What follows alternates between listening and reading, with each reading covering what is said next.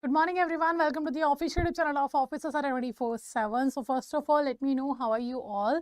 And those candidates who have joined this session, I want all of you to share this particular session on the Telegram channel, WhatsApp group, or Facebook, wherever you know bankers are available who are going to give their JIB October paper. So, this session is properly for principles and practices of banking. As you know, Monday to Friday, we are meeting at 7 a.m. for PPB subject of yours, in which every day we are discussing a particular topic on which a certain number of questions will be discussed with the explanation. So this is the session in which we are going to talk about the module A of your PPP and the chapter number 12, that's a payment and collection of check. If I talk about PPB, principles and practices of banking, this particular subject covers 55 units. Out of 55 units, the 21 units are in the first module, that is a module A of your PPB. Clear? That talks about the general banking operation, and all these are the general operations and bank perform in a banks. Okay, banker performs in a bank. So all these we have to going to cover in the module A. So till now 11 chapters we have covered. Now this is the 12th chapter, payment and collection of check and other negotiable instrument. So what we are going to do in this particular session, we are going to discuss the certain number of questions based on this particular chapter with the explanation. Okay, in the end of the session, I will be asking you how many answers you have given correct. So first of all, let's start the session. And I'm your mentor Amanjot Kaur for Indian economy, Indian financial system, as well as for principles and practices of banking. So let's start. Before going towards the questions, let's understand what this topic talks about. The payment and collection of checks and the other negotiable instrument. So check is also a negotiable instrument. What is check? Check is also a negotiable instrument. So this is your chapter number 12. Okay. And what is check? Check is also your negotiable instrument. So when I talk about negotiable instrument, what are negotiable instruments? Negotiable instruments are those instruments which can be easily transferred for the purpose of payment. So negotiable instruments are the documents in writing which gives the guarantee to one particular party that your money will be given by the another party on a certain date, either on demand or at the maturity date or whatever the specified date is. On that particular day, you will get your money back, or you will get your money that you have provided service for. This guarantee will be given by the negotiable instrument. So negotiable instrument is simply a transferable instrument which gives guarantee to the party that their money will be transferred by the person who have taken the certain service or taken a certain money from you on a specified date or on a demand. Okay. Now, if I talk about negotiable instrument, it act came in the year 1881. Negotiable Instrument Act 1881 it is. It talks about a lot of things. It talks about all the negotiable instrument as well as it talks about the holidays of a bank. If I talk about Negotiable Instrument Act 1881, Section 13 of Negotiable Instrument Act talks about the negotiable instruments, in which it has said that there are three negotiable instruments: promissory note, bill of exchange, and check. The promissory note is defined under Section 4, bill of exchange is defined under Section 5, and check is defined under Section 6. These are the these promissory note, bill of exchange, and checks are the negotiable instrument which you use to make a payment to a certain person. Okay, so you are simply promising the another person that that money will be transferred to that particular person, or payment will be done to the particular person on a certain date. But if you want before the date, let's say for example, I have issued a promissory note on your name and I have specified the date that I am going to pay you the money on 30th of August. But you want money on 25th of August, what you can do? You can take that promissory note to the bank and get the discount from the bank. It means on demand and on the maturity period, you will be able to get your money. That's what the negotiable instrument for. Clear? Apart from that, it talks about the check in detail, like what conditions of the check is there, what is CTS, when the bank will be liable, when bank will not be liable, in whose mistake the payment will be done or not, etc. Everything related to the check and promissory note, bill of exchange, everything will be covered here. So this is what the negotiable instrument is. Okay, now check have three parties mainly: drawer, drawee, and payee. Drawer means the person, the maker of a check, the issuer of a check. Drawee means always a bank. What drawee means? Drawee means a bank. And the payee means the receiver of the check. These are the three parties in a check. So let's just start with the first question, that discussion we have done about the topic. So first question is talking about Section 131 of Negotiable Instrument Act extends the protection to the dash. So it extends the protection to whom? It extends the protection to collecting bank, to paying bank, to drawing bank, or to a negotiating bank. So as I have talked about, it talks about a lot of conditions about the check, like who is liable, who is not. All these conditions will be there in the Negotiable Instrument Act.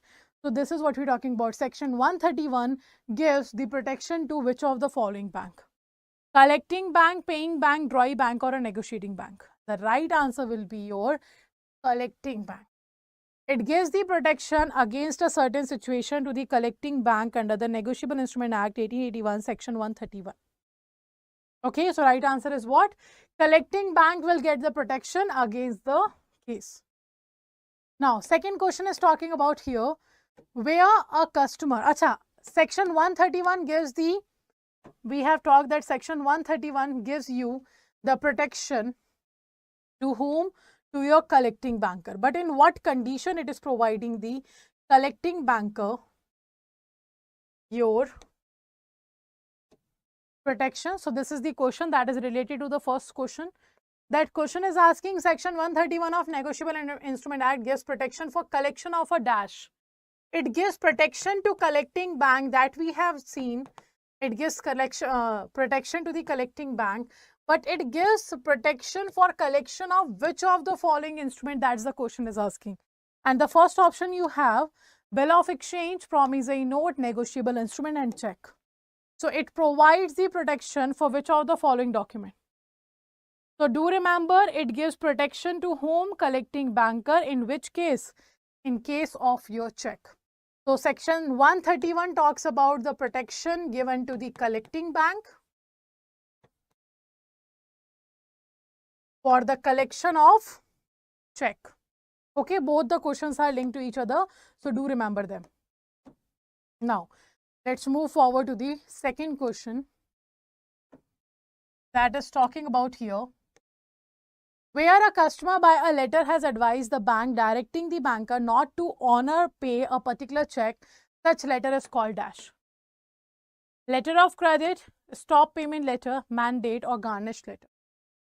Which of the following is correct? A, B, C, or D?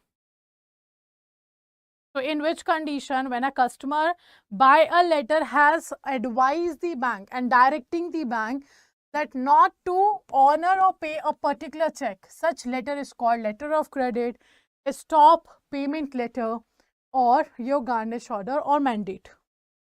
So right answer is stop payment letter. Okay, so right answer will be stop payment letter. Next, third question. The bill of exchange and check is defined under dash section of Negotiable Instrument Act 1881 respectively. So which of the following is the section of bill of exchange and check under the Negotiable Instrument Act 1881? I have told you that there are three negotiable instruments defined under Section 13 of Negotiable Instrument Act: promissory note, bill of exchange, and check. Out of that, we are asking bill of exchange and check is defined under which section? Section 5 and Section 6. So right answer will be your C option. So Section 5 defines the bill of exchange and Section 6 defines the check. So right answer will be your C option. Now, the next question is talking about promissory note is defined under dash section of Negotiable Instrument Act. So, which particular section talks about the promissory note? Section 5 talks about bill of exchange. Section 6 talks about check. And Section 4 talks about the promissory note. It talks about what? It talks about the promissory note. So check, you all know, check is simply a type of a bill of exchange which is drawn on the name of a specified person or otherwise on the demand, right? Now, promissory note and bill of exchange are kind of a similar document. They both are documents in writing. They both will have they both will be promising to pay a certain sum of money to a certain person. But there is a difference. Difference is that in the promissory note, two parties will be involved. In bill of exchange, two or more than two will be included. The next difference is that in the promissory note, there is an unconditional undertaking. Unconditional undertaking. And in case of bill of exchange, there is unconditional. Okay, it will be unconditional order. Now, what is the difference between these? So, promissory note is a negotiable instrument. It's a document in writing not containing an currency note. It gives or it promises to pay a certain sum of money, है ना, to a certain person or on the order of the bearer. But one thing is very important, that is unconditional undertaking. The promissory note is a document in writing which contains an unconditional undertaking to pay a certain sum of money to a certain person or on the order of the bearer. Now, what does this unconditional undertaking means? It means no matter what, if you have promised you are going to make payment on 13th of August, you have to make it possible. You can't add any such kind of condition that I will be making your payment, I will be transferring you money, I will be giving you your payment on 30th of August if and only if my money will be approved by the bank, my loan will be approved by the bank, or my further trade payment has been received to me. Then only I will be paying you money on the 30th of August. No such kind of condition you can add. You can't say that I will be paying you money on 30th of August if on that particular date it was raining. So no such kind of conditions are allowed to make in the promissory note. If you have promised you are going to pay on the 30th of August, that you are taking undertaking that I am responsible, no matter what, I will be paying your money on the 30th of August. This is the unconditional undertaking. Two parties will be there. Now, what means unconditional order? It means you are ordering your bank that no matter what, on 30th of August, you have to make this payment to this particular customer. This is known as unconditional order. So, in bill of exchange, you are giving order to your financial institution, and in case of promissory note, you are taking undertaking by yourself. This is the only two differences between promissory note and bill of exchange. Okay. Now, next. So, right answer is A. Next, forged check is all an valid, invalid, dead or stale check.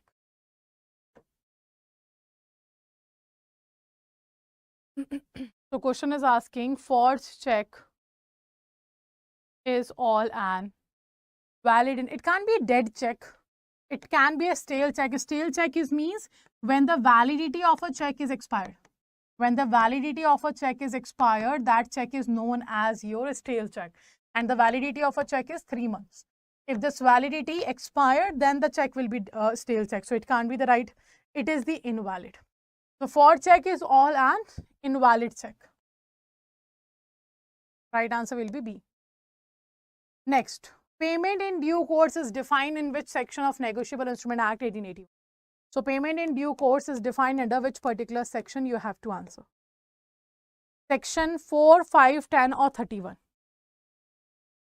Which particular section talks about the payment in due course? So what actually the payment in due course means? When we talk about payment in due course, it defines like making the payment apparent within the apparent tenure of the instrument. Okay, in a good faith and without negligence of to any person in possession, so thereof under circumstances which do not afford a reasonable ground for believing that it is not entitled to receive payment of amount therein mentioned. So payment in due course means simply the payment in accordance with the apparent tenure. Like I have told you, check has a validity of 3 months. So when you are making the document available on an apparent tenure, that is the payment in due course. Okay, that will be known as what? That will be known as your payment in due course. It cannot be defined under 4 or 5 because we have said promissory note and bill of exchange is there. It can be C or D only. So right answer is C. In the section 10, it talks about the payment in due course. Okay. Now, next question. A check favoring Mr. Rajkumar or order is stolen. The thief endorsed the check as a Rajkumar in his favor. The check is presented in clearing and paid by the drawing bank. The true owner later on sent legal notice to the bank. What is the liability of the bank? In this case, this is a kind of case study. Hai?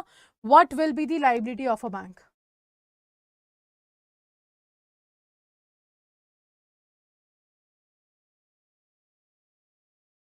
So first is saying the paying bank will get protection under Negotiable Instrument Act. Second is saying a forgery does not give any rights to the paying bank, hence it's liable. As per section 85 of NI Act, the paying bank is liable. As per section 131 of Negotiable Instrument Act, paying bank is liable. So we are saying the check favoring Mr. Rajkumar or order is stolen. And the thief endorsed the check. Thief have done what?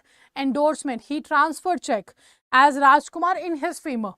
It means he have done the forged signature of the Rajkumar. No? That's why he was able to endorse the check. So check is presented in clearing and it was paid by the JAIIB bank. The bank has made the payment to Mr. person who has taken the check, who was the thief. So in that situation, the bank will be liable or not? In this situation, the paying bank will get protection under the NI Act. The bank will get protection under the NI Act because it was stolen and then it was endorsed. So right answer will be A. Now, banks slip prima facie evidence of certain facts as per dash section of NI Act 81. And we have a section number 145, 146, 147, 148. So under which section we are talking about this? So banks slip prima facie evidence of certain facts as per your dash section of Negotiable Instrument Act. First of all, it means what? It means the evidence of complaint may be given on affidavit, and that is subject to all just exceptions be read in evidence in case of any inquiry. So, or the trial if happens, or other proceedings if happens. So, the court shall on production of the bank slip or memo with the official mark that denoting that the check has been dishonored or presume the fact of dishonor of such check unless it is disproved. So that will means the bank slip prima facie evidence of certain facts, and it is defined under the section 146 of Negotiable Instrument Act 1881. So the right answer will be your B option.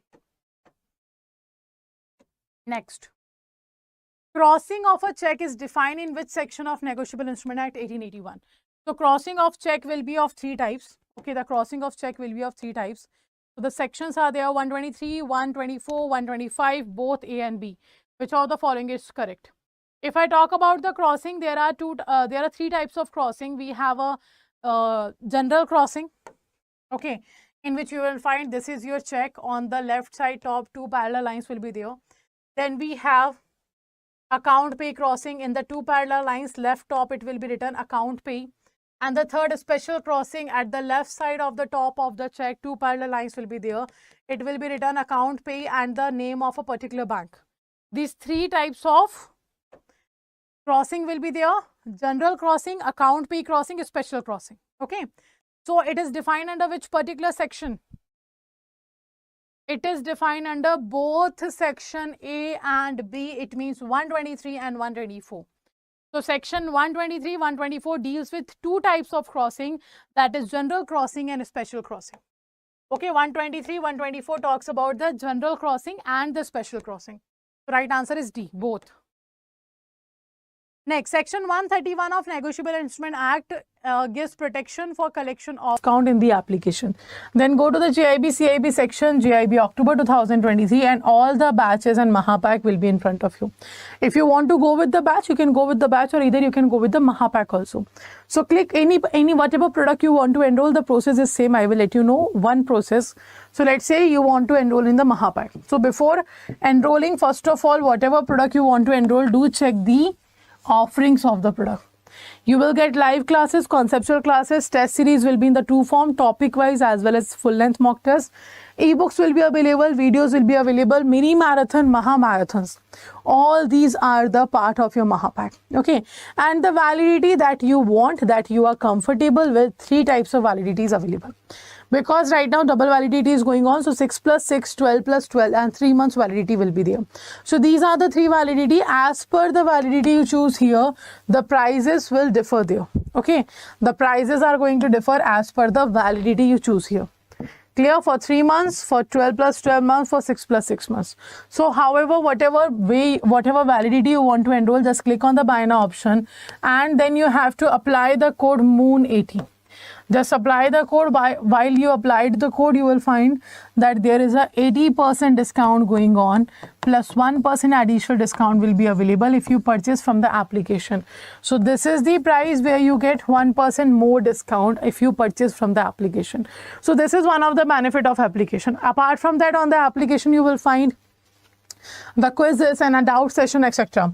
Now, how to, if you find any kind of problem at the time of enrollment, this is the number given to all of you. You can call on this number and contact and ask your query here. Now, apart from that, the same process will be used to enroll in any particular batch or any particular Mahapack. Clear? Now, let's end the session here, but before ending the session, I will let you know what happens on Saturday, Sunday. So first of all, Monday to Friday, your regular session, 50 days, 50 classes are going on for all the subjects. For PPB at 7 a.m, for IE, IFS at 7:30 a.m, you can join the sessions live. And on Saturday, we will be having a weekly revision session.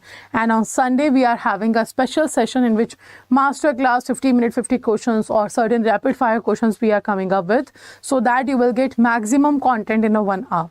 So this is the schedule of YouTube for all of you. So if you want to attend all these classes, if you want to check all these classes, simply go to the Officers Era YouTube channel. You can go to the playlist. You will find each and every recorded video available for you till now.